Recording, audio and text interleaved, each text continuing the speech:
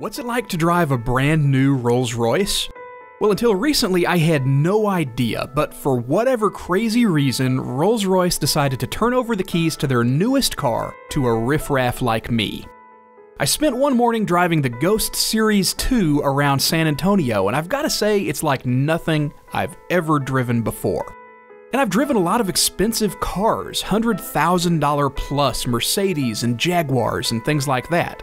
But this Rolls-Royce is so nice, it's like on another planet compared to most vehicles.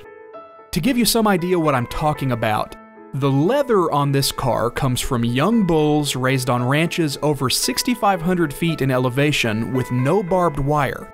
So they've got no scratches, no stretched skin from having babies, and not even a mosquito bite, because mosquitoes can't live at that altitude.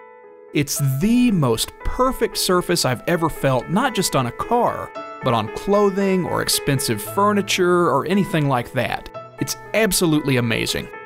And every material on this car is the same way. You can reach down to run your fingers through the wool floor mats, and your fingers sink down through inch after inch after inch of cotton candy-like fluffiness. And that's just what you rest your feet on. You've got control knobs covered in genuine crystal, and of course there's all the custom woodwork done by some of the best craftsmen on planet Earth. And it's all done by hand. This whole car is assembled and built by hand, by real human beings, and not mass-produced. And that means you can customize virtually everything on it when you want to buy one of these cars. Let's say you're a wealthy rancher and you want to build the car using wood from a tree on your ranch. Well, Rolls-Royce can send somebody out to cut down your tree, make wood veneer from it, and then use that material to actually build your car.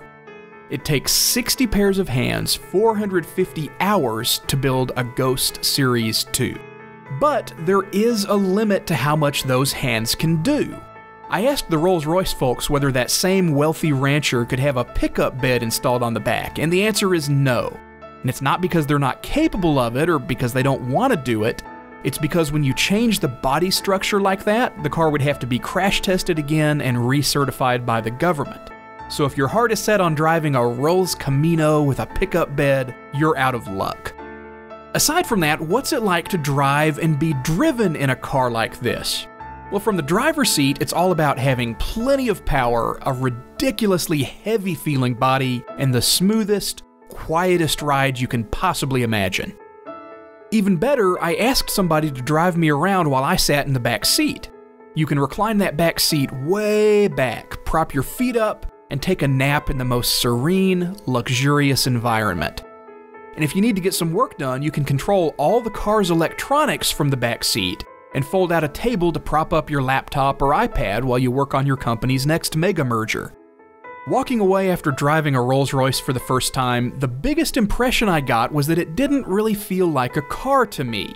It felt more like a piece of artwork, something you don't buy because you need it, but because you feel inspired by it. It says this is what the human spirit can do at its best.